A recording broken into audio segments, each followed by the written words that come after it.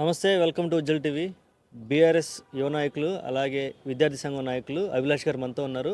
వారితో మాట్లాడి స్టూడెంట్స్ సంబంధించిన విషయాల గురించి తెలుసుకునే ప్రయత్నం చేద్దాం. అన్న నమస్తే అన్న. నమస్కారం అండి. ఏందన్న స్టూడెంట్స్ పరిస్థితి ఎలా ఉంది రాష్ట్రంలో? ఈరోజు తెలంగాణ రాష్ట్రంలో కాంగ్రెస్ ప్రభుత్వం వచ్చి 13 నెలలు గడుస్తూ ఉంది.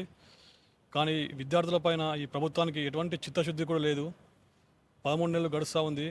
ఇంతవరకు ఫీజు రియంబర్స్మెంట్స్ పథకానికి నిధులు విడుదల చేయడం లేదు. దానివల్ల ఎంతోమంది పేద విద్యార్థులు చదువుకు దూరం అవుతూ ఉన్నారు.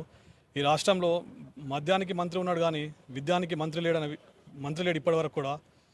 మన రాష్ట్రంలో కొన్ని గురుకుల పాఠశాలలో 48 మంది విద్యార్థులు కొన్ని రకరకాల కారణాలతో చనిపోవడం జరిగింది. కొన్ని గురుకుల పాఠశాలలో గుడ్డు కారంతో విద్యార్థులకు భోజనం పెడతా ఉన్నారు. వాటిపైన ఇప్పటివరకు ఎటువంటి చర్యలు తీసుకోలేదు ఈ ప్రభుత్వం కానీ రాష్ట్ర ముఖ్యమంత్రి కానీ. ఈ రాష్ట్ర ముఖ్యమంత్రి రేవంత్ రెడ్డి గారు ఎందుకు మౌనంగా ఉన్నారనే విషయాన్ని కూడా విద్యార్థులకు తెలియజేయాలి. కనీసం అధికారులపైన చర్యలు కూడా తీసుకోవడం లేదు.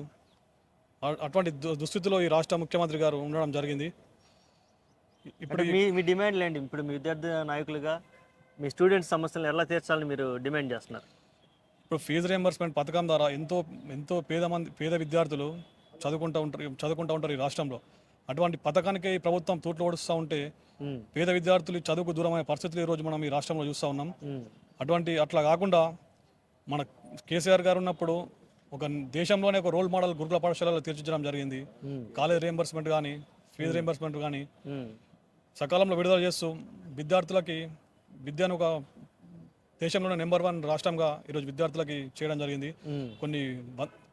ఈ రాష్ట్రంలో పరిస్థితులు చూస్తూ ఉంటే సీఎం రేవంత్ రెడ్డి గారు కొన్ని కక్షపూరితమైనటువంటి చర్యలు చేపడుతూ ఉన్నారు. కేసీఆర్ గారు చేసినటువంటి ఆనవాళ్ళు లేకుండా చేస్తామంటూ ఉన్నారు. కాబట్టి ప్రతి జిల్లా కేంద్రంలో మెడికల్ కాలేజీలు ఏర్పడేసినటువంటి ఘనత ఈరోజు కేసీఆర్ గారికి దక్కుతున్న విషయాన్ని మేము ఈ సందర్భంగా తెలియజేస్తూ రానున్నటువంటి రోజుల్లో విద్యార్థుల పక్షాన మేము బీఆర్ఎస్ విద్యార్థి విభాగం అండగా ఉంటుంది. విద్యార్థుల పక్షాన మేము ఎన్నో పోరాటాలు చేస్తాం. విద్యార్థులకు అండగా ఉంటాం. ఫీజు రియంబర్స్మెంట్ పథకాన్ని ఖచ్చితంగా విద్యార్థులకి వర్తింపజేయాలి. అలాగే నిధులు కూడా విడుదల చేయాలని చెప్పేసి మేము ఈ సందర్భంగా డిమాండ్ చేస్తాను. సపరేట్గా మరి విద్యాశాఖ మంత్రిని కేటాయిస్తే మంచి జరిగే అవకాశం ఉందనుకుంటున్నావా?